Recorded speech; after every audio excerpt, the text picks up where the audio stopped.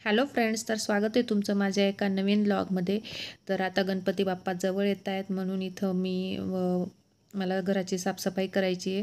त्याच्यासाठी आधी पटकन जेवण बनवून घेतलं. त्याच्यासाठी मी इथं सोयाबीनची भाजी करते.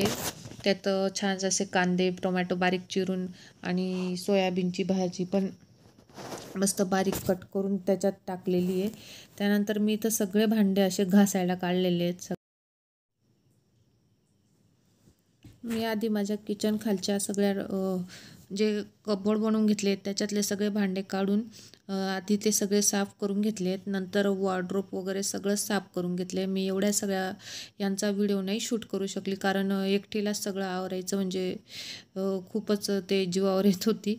त्याच्यामुळे मी काही एवढं सगळं शूट केलेलं नाही आहे. पण तुम्ही बघू शकताय माझे सगळे भांडे घासून तयार झालेले आहेत आणि हॉलमध्ये आणि बाल्कनीत सगळीकडे अगदी भांड्यांचा पसारा पडलेला आहे. त्यानंतर हे सगळं साफ करून झाल्यानंतर सुद्धा दुसऱ्या दिवशी मी सोफ्याचे कुशनचे कवर घराचे पडदे आणि सगळंच अगदी साफ करून झालेलं आहे माझंवालं. मला माहिती आहे तुमच्याकडे गणपती बाप्पाची तयारी सुरू झाली असेल आणि मला आजचा व्लॉग अपलोड करायला खरंच खूप उशीर झाला. त्याबद्दल सॉरी. तर कसा वाटला मला माझा आजचा व्हिडिओ मला कमेंट करून नक्की सांगा. तोपर्यंत बाय बाय.